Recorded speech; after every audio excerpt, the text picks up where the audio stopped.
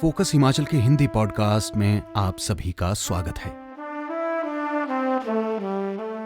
Hindi podcast के आज के स्पेशल एपिसोड में जानिए अपनी धुनों से देशभक्ति जगाने वाले आजाद हिंद फौज के सिपाही कैप्टन राम सिंह का स्वतंत्रता दिवस और हिमाचल दिवस से क्या है कनेक्शन। वो धुन जिसकी तरंगें हर देशवासी के अंदर देशभक्ति का जज्बा तरंगित कर देती हैं, वो धुन जिसकी लय पर जब राष्ट्रगान जन गण मन गूंजता है तो हर देशवासी भारत के सम्मान में नतमस्तक हो जाता है। वो धुन जिस पर बजता राष्ट्रगान भारत के गौरव, प्रभुसत्ता और प्रतिष्ठा का प्रतीक है। क्या आपको पता है उस धुन को इजाद करने वाले आजाद हिंद फौज के सिपाही और संगीतकार कैप्टन राम सिंह ठाकुर का संबंध हिमाचल से था। इस महान स्वतंत्रता सेनानी के जीवन के साथ दो अजब संयोग रहे। पहला संयोग तो उनके जन्म 15 अगस्त 1914 का है और इसी दिन अपने 33वें जन्मदिन और भारत की आजादी की पहली सुबह 15 अगस्त 1947 को पहली बार उन्होंने राष्ट्रगान जन गण मन की धुन देश को समर्पित की थी। दूसरा संयोग 15 अप्रैल 1948 को हिमाचल प्रदेश के अस्तित्व में आने का है। इसी दिन 15 अप्रैल 2002 को यह महान भूति इस संसार को छोड़कर चली गई थी। सबसे पहले जानते हैं उत्तराखंड से एक नेपाली मूल के परिवार की हिमाचल के धर्मशाला में आकर बसने और जानवरों के सींग से राम सिंह द्वारा संगीत की धुन पैदा करने की रोचक कहानी। उत्तराखंड के पिथौरागढ़ की सौर घाटी और नेपाल के डोटी क्षेत्र के बॉर्डर से सटे कुमायूं कस्बे से नेपाली मूल के जमदी चंद 1890 में हिमाचल प्रदेश के धर्मशाला में आकर बस जाते हैं। यहीं चील गाड़ी में जमनी चंद के बेटे हवलदार दलीप सिंह के घर 15 अगस्त 1914 को राम सिंह का जन्म हुआ। उनका बाल्यकाल धौलाधार के खनियारा गांव में बीता। उन्हें बचपन से संगीत में रुचि थी, इसलिए जानवरों के सींग से वाद्य यंत्र बनाकर सुर निकालते रहते थे। ये वाक्य उन्होंने खुद अपने एक इंटरव्यू में भी जग जाहिर किया था। संगीत की प्रेरणा उन्हें नाना नाथू चंद से मिली थी। बाद में सेना में जाने पर उन्होंने प्रसिद्ध ब्रिटिश संगीतकार हडसन एंड डैनिस से ब्रास बैंड, स्ट्रिंग बैंड और डांस बैंड का प्रशिक्षण भी लिया और इसके बाद कैप्टन रोज से वायलिन सीखा। राम सिंह ठाकुर, जिन्हें राम सिंह ठकुरी के नाम से भी जाना जाता है, को उनके पिता हवलदार दलीप सिंह बचपन से ही सेना में जाने के लिए प्रेरित करते रहते थे। अब जानते हैं राम सिंह गोरखा बॉय कंपनी के बाद आजाद हिंद फौज में कैसे पहुंचे और कैसे जीता नेताजी का दिल। राम सिंह जब महज 14 साल के थे तो गोरखा बॉय कंपनी में भर्ती हो गए। उन्होंने अपनी वीरता का प्रदर्शन कर किंग जॉर्ज V मेडल प्राप्त किया था। अगस्त 1941 में वे ब्रिटिश सिपाही के रूप में इपोह भेजे गए। पर्ल हार्बर पर जापानी हमले के दौरान उन्हें जापानियों ने बंदी बना लिया। जुलाई 1942 में इन्हीं युद्ध बंदियों से बनी आजाद हिंद फौज में राम सिंह भी सिपाही के रूप में नियुक्त हो गए। बचपन में जानवर के सींग से सुर निकालने वाले राम सिंह अपनी संगीत कला के कारण सभी युद्ध बंदियों में काफी लोकप्रिय थे। 3 जुलाई 1943 को जब नेताजी सिंगापुर पहुंचे तो राम सिंह ने उनके स्वागत में एक गीत पेश किया। अपनी पहली ही मुलाकात में राम सिंह ने नेताजी का दिल जीत लिया।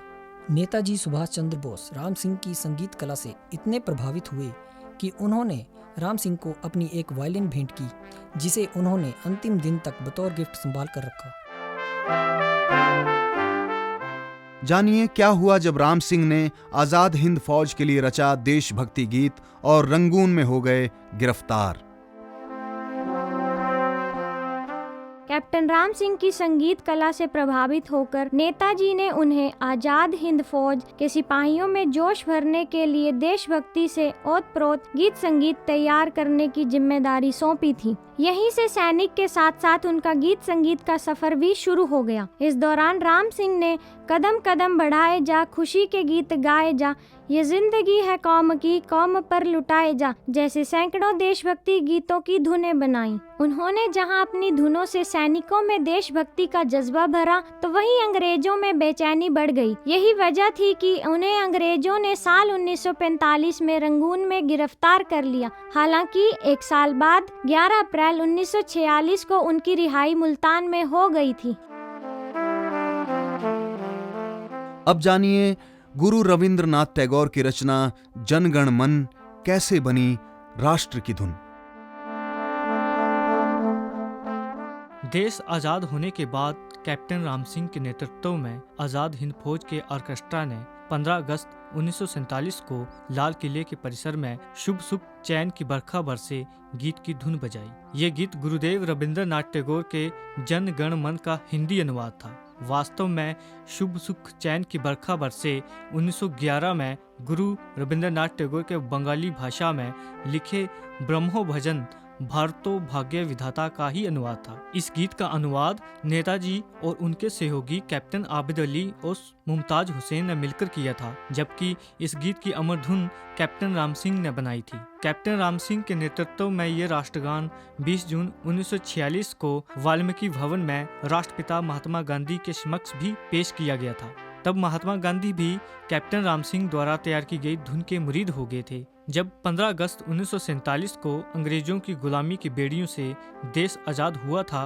तो प्रथम प्रधानमंत्री पंडित जवाहरलाल नेहरू ने अपने शपथ ग्रहण समारोह में कैप्टन राम सिंह के ऑर्केस्ट्रा को विशेष तौर पर बुलाया था।